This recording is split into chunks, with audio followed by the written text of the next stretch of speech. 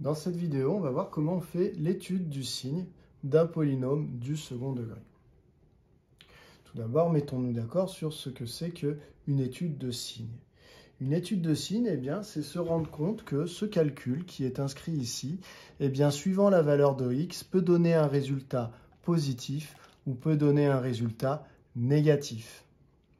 Le but est donc d'identifier quels sont les x, donc quels sont les réels. C'est pour ça qu'on dit d'étudier le signe sur l'ensemble des réels. C'est qu'on va se poser la question, quels sont les nombres réels x que je pourrais mettre ici et pour lesquels le résultat est positif.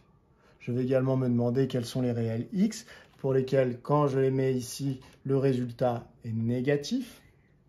Je suis donc bien en train d'étudier le signe, plus ou moins. Et donc, je vais aussi, au passage, identifier pour quel x, le résultat ici est égal à 0. Devant vous, vous avez la courbe représentative de la fonction dont une expression était inscrite juste ici. Donc, c'est le polynôme que nous étudions. Sans surprise, la fonction étant un polynôme du second degré, la courbe représentative est une parabole. Sans surprise, cette parabole est ouverte vers le haut puisque le coefficient dominant ici, celui qui accompagne x au carré, vaut 3 et est donc positif. Donc voilà, je me retrouve avec cette courbe.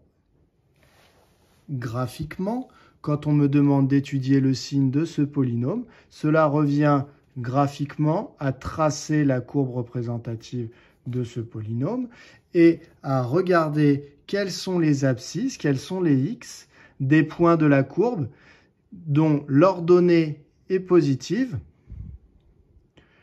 ou dont l'ordonnée est négative. Effectivement, prenons par exemple x égale moins 3. Si je regarde son image, vous voyez, elle est entre moins 20 et moins 25. Elle est donc bien négative. Si je prends x égale moins 4 et que je fais le calcul grâce au polynôme qui est là, le résultat que je vais trouver, c'est l'image de moins 4. C'est donc ici, je vais trouver moins 15. C'est un résultat négatif. Donc on se rend compte que tous les points de la courbe qui sont sous l'axe des abscisses correspondent à des abscisses qui ont des images négatives. Et tous les points qui se situent au-dessus de l'axe des abscisses, ont des abscisses dont l'image est positive.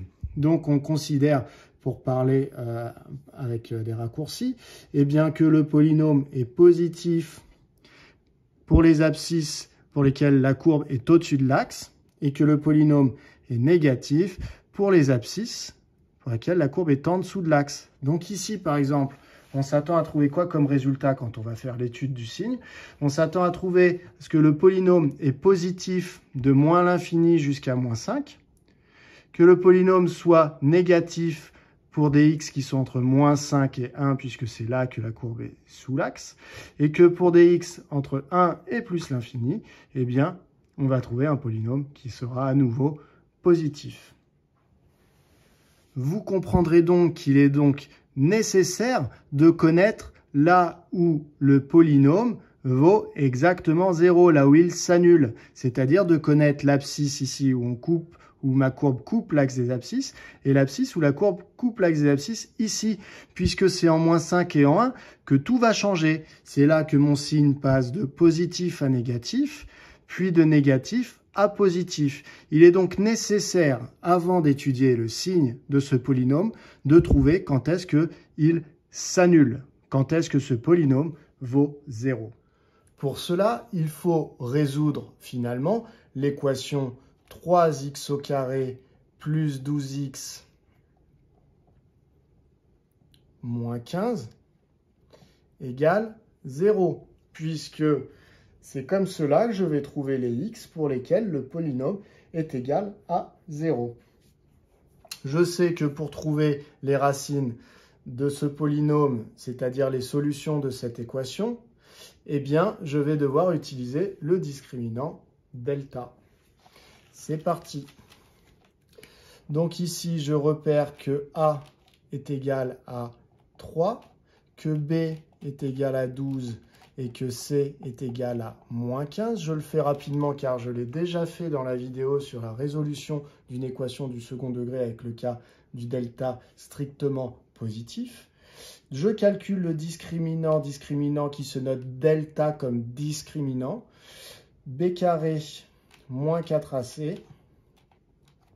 Je retrouve 12 au carré, puisque B vaut 12, moins 4 fois 3, puisque A vaut 3, fois moins 15, puisque C vaut moins 15. Vous faites votre petit calcul. Ici, on trouve 324. Donc, delta est égal à 324. Effectivement, pourquoi 324? Je refais. 12 au carré fait 144. Moins et moins, ici, je me retrouve avec plus. 4 fois 3 fois 15, 4 fois 15, 60. 3 fois 60, 180. Je me retrouve donc avec le discriminant delta qui vaut 324. Je me rends donc compte que le discriminant est strictement positif. Donc, le discriminant est strictement positif, ce qui veut dire que ma courbe va couper l'axe des abscisses en 2 points. Donc, je vais trouver les abscisses x1 et x2 qui correspondent à ces points d'intersection. Donc, je peux dire quoi? Eh bien, je peux dire que le polynôme a 2 racines réelles distinctes. Lorsque je n'ai pas d'équation sous les yeux, je parle pour le polynôme de racines. Si j'avais eu une équation, j'aurais pu parler des solutions de l'équation. Je suis en train de parler des mêmes noms, x1 et x2, mais ils ont des termes différents suivant qu'on parle du polynôme ou de l'équation.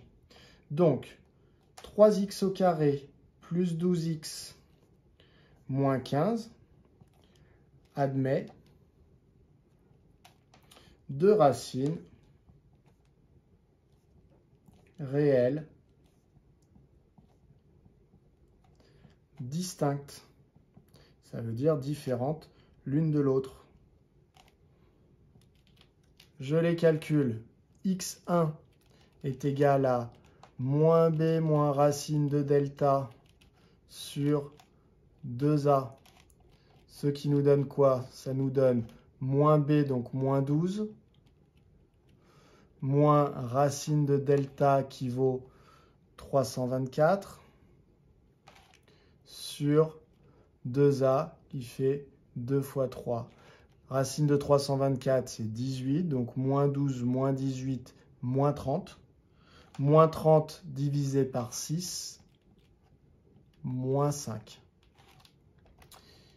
x2, c'est moins b plus racine de delta sur 2a, ce qui est égal à moins 12, plus racine de 324 sur 2 fois 3, ce qui est égal à, donc racine de 324 fait toujours 18, donc moins 12 plus 18, ça fait 6, 6 divisé par 6, cela me donne 1. J'ai donc trouvé les 2 racines de mon polynôme, c'est-à-dire les 2 abscisses pour lesquelles la courbe représentative du polynôme va couper l'axe des abscisses. Ça va donc couper à l'abscisse moins 5 et à l'abscisse 1. Donc vous voyez finalement en faisant mon petit croquis ici, eh bien j'ai déterminé le signe de mon polynôme. Alors j'ai fait une parabole ouverte vers le haut puisque le A était positif. Donc je vous rappelle, qui dit positif dit quelque chose pour lequel on est content. Smiley sourire, courbe ouverte vers le haut. Si le A avait été négatif, on n'aurait pas été content qu'on nous annonce quelque chose de négatif. Donc le smiley pas content, la courbe ouverte vers le bas. Donc ici, elle est ouverte vers le haut. Le discriminant me dit que je coupe à 2 endroits l'axe des abscisses. Donc mon polynôme s'annule pour 2 abscisses différentes. Donc forcément, mon graphique va ressembler à quelque chose comme ça. Ce qui veut dire que mon polynôme va être d'abord positif, puis négatif, puis à nouveau positif. Il ne me reste plus qu'à le résumer dans un tableau de signes pour mon polynôme. Donc je vais effacer ça et je vais terminer ici. Je prépare dans un premier temps mon tableau. Alors, on me demandait l'étude du signe sur R, ce qui veut dire qu'il faut que je passe en revue toutes les abscisses, tous les nombres réels. Donc, x, eh bien, je prends ces valeurs donc de moins l'infini jusqu'à plus l'infini. Ensuite, je vais placer en dessous le signe de mon polynôme, donc de 3x au carré plus 12x moins 15. Et donc ici, j'ai marqué signe, donc il va y avoir des signes, des plus, des moins, éventuellement des zéros.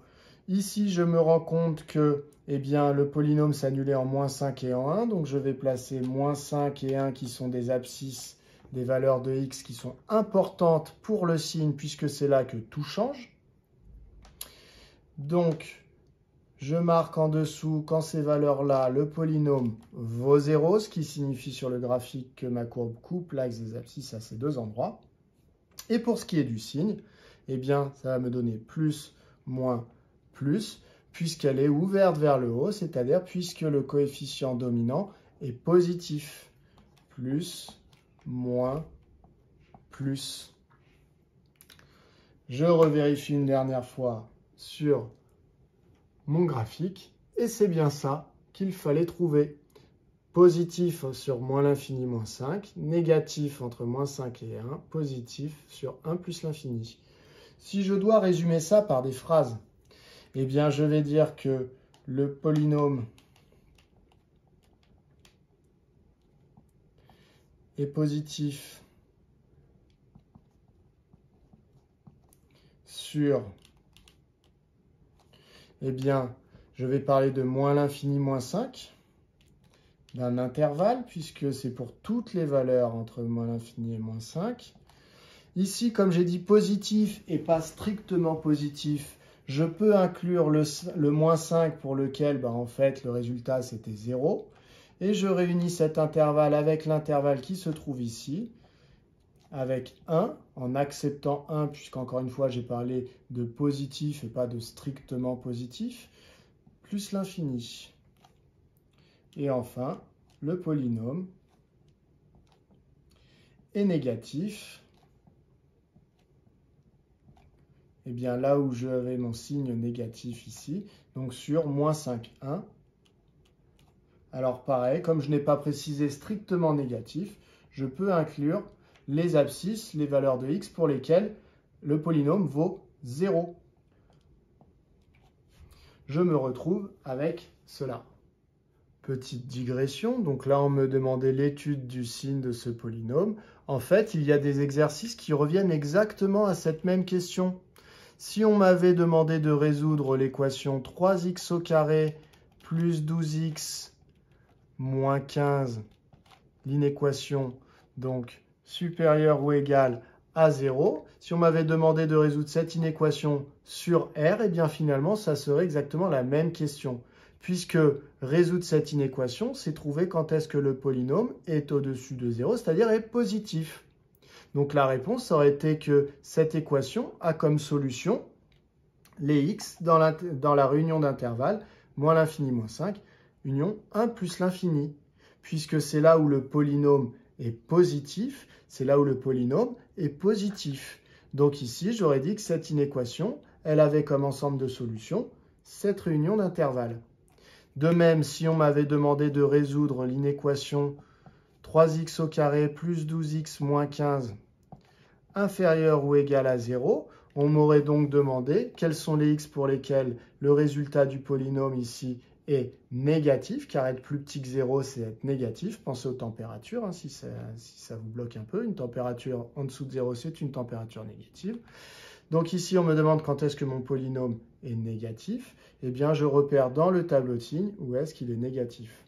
En réalité, qu'on me pose cette question, celle-là ou celle-là, eh bien, je dois tout faire pareil jusqu'à la fin du tableau, jusqu'à là. Et seulement après, je vais conclure. Si la question c'était étude du signe, je vais écrire mes deux phrases. Si la question c'était résoudre cette inéquation, je vais simplement parler de là où il y avait les signes plus. Et si on me demande de résoudre cette inéquation, je vais simplement parler de là où il y avait le signe moins. Tout le reste se rédige exactement de la même manière jusqu'au tableau.